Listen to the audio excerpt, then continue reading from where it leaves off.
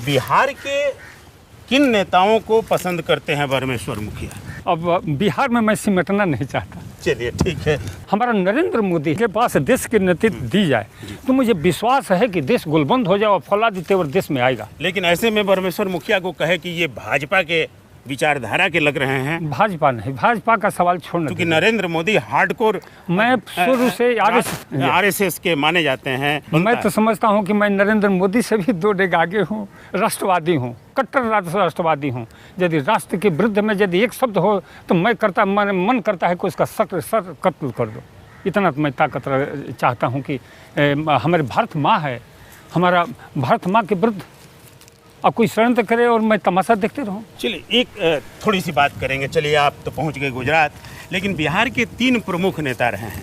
हम परमेश्वर मुखिया से सिर्फ ये जानना चाहेंगे कि उनकी सबसे उनमें कमजोरियां अगर हैं तो कोई एक खूबी नज़र आती है?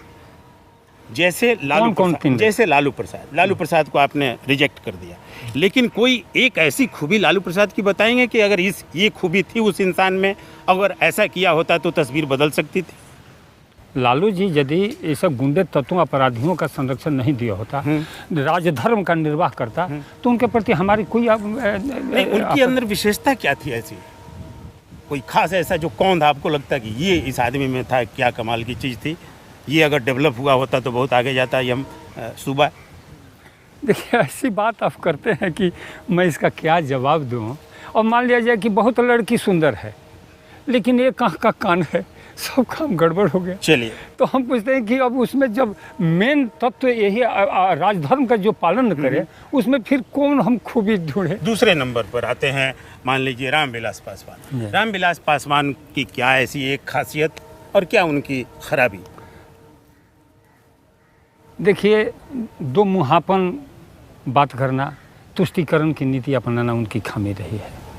हाँ, थोड़ा सा ठंडे विचार रखते हैं, ये उनकी खूबी कही जाएगी, नहीं तो 2 मुहा हैं वो। नीतीश कुमार जिनके हाथ में फिलहाल बिहार की बागडोर है, उनकी कोई एक विशेषता और उनकी क्या खराबी देखते हैं? नीतीश जी विकासोन्मुख पुरुष हैं, उनके हृदय में ये सोच है कि बिहार डेवलप करे, लेकिन कुछ नीतियाँ ये भी कुछ तुष्टीकरण की भाषा में रहते हैं।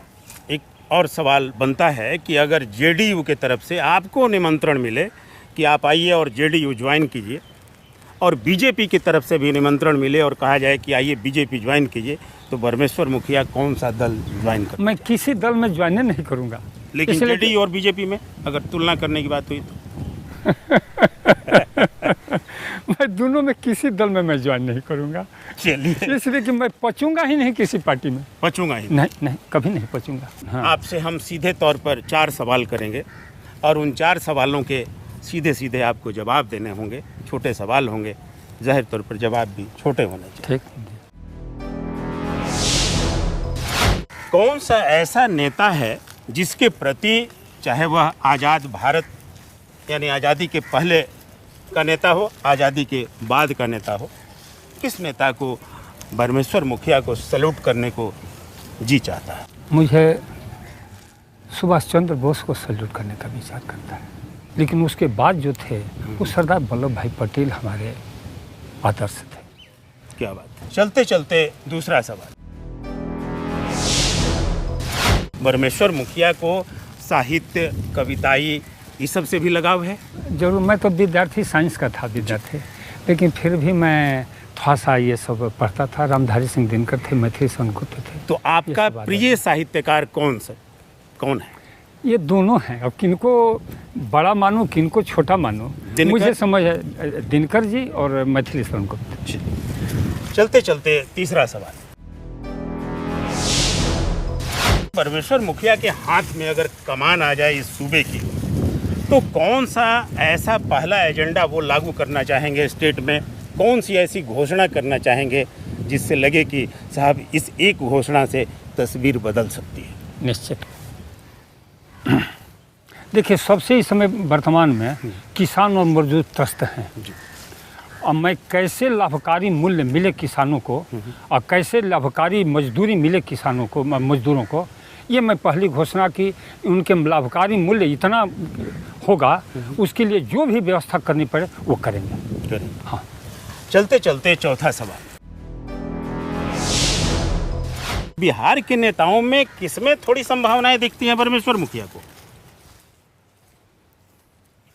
देखिए, कहीं ना कहीं कुछ न कुछ कमी है जी जैसे बात आ जाती है कि नीतीश जी की, जी तो यहाँ भी मैं कुछ खोट देख रहा हूँ। देखता हूँ।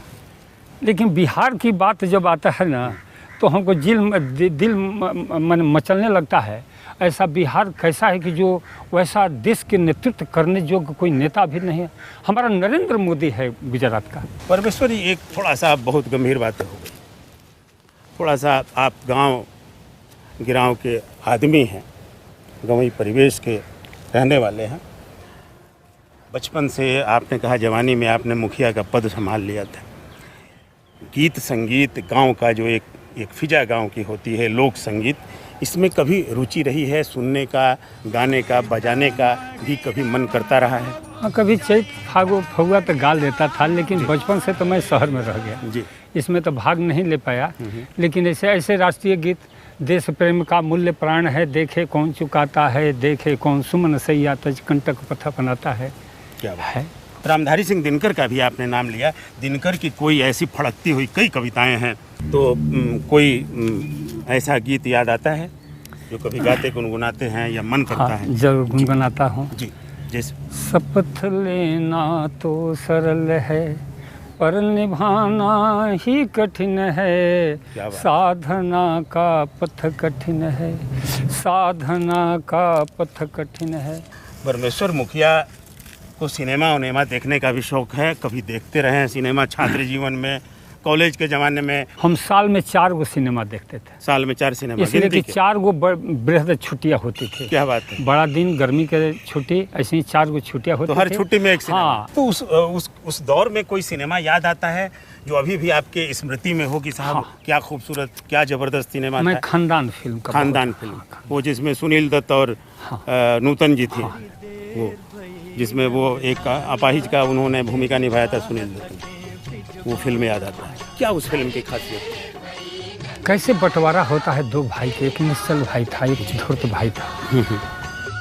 बाल बाल एक एक से पूछे कहाँ है मुरली वाला रे। बड़ी देर भई नंदलाला, तेरी राहत में भिजवाला। उसका एक कड़ी थी, एक दोस्त से हरा हुआ, देखते ही देखते क्या हो क्या गया। हुआ? कितना मर्म। खानदान फिल्म देखते वक्त क्योंकि तमाम आदमी रो देते थे। कल चमन था, आज दो से हरा हुआ, देखते ही देखते ये क्या हुआ, कल चमन था। उस दौर के हीरो हीरोइन में कौन पसंद है परमेश्वर मुखिया? पहले के दौर में, उस समय के जी। हीरोइन में तो जरूर नूतन तनी अच्छा लगे, अच्छा। अच्छे थे। हाँ, अच्छे उनकी भूमिका बहुत सराहनीय जी। थी। हाँ, उस समय बैजयंती माला भी उस समय थे। तो कोई बैजयंती माला नूतन पर पिक्चराइज कोई गीत याद आता है उस समय, उस मिजाज में? उस समय अरे उस समय बैजयंती माला संगम में थी। संगम में, तो उसमें वो गाना था बोल राधा, कैसे था उसको थोड़ा सा याद बोल है? राधा बोल संगम कैसे होगा कि नहीं? तेरे मन की जमुना का बोल राधा बोल, संगम होगा के नहीं। अरे बोल राधा बोल, संगम होगा के नहीं। ये अलग अलग मन है। परमेश्वर मुखिया का मन कुछ और कहता है, समाज का मन अपनी गति से कुछ और दिशा की ओर जा रहा है, राजनीति का मन कुछ और कहता है, नेताओं का मन कुछ और कहता है, लड़ाई कहीं ना कहीं चल रही है। ऐसे में संगम होगा क्या? 2 विचारधाराओं का संगम होगा क्या? मुखिया जैसी सोच रखने वाले लोगों का और राजनीति में जो पेशेवर ढंग से सोच रहे हैं उन लोगों का ये संगम होगा या संग्राम चलता रहेगा? यह आगे का है सवाल। फिलहाल परमेश्वर मुखिया जी, आप हमारे साथ चलते चलते में इतनी देर साथ रहे, बहुत बहुत आपका शुक्रिया और धन्यवाद। धन्यवाद। तो ये थे रणवीर सेना के तथा कथित कमांडर के तौर पर जाने जाने वाले, लेकिन अपनी सोच, अपनी विचारधारा को लेकर के अपने तरीके के सपने बुनने वाले परमेश्वर मुखिया। मन था आज एक सहरा हुआ, देखते ही देखते ये क्या हुआ, कल चमन था आज एक सहरा हुआ, देखते ही देखते ये क्या हुआ, कल चमन था।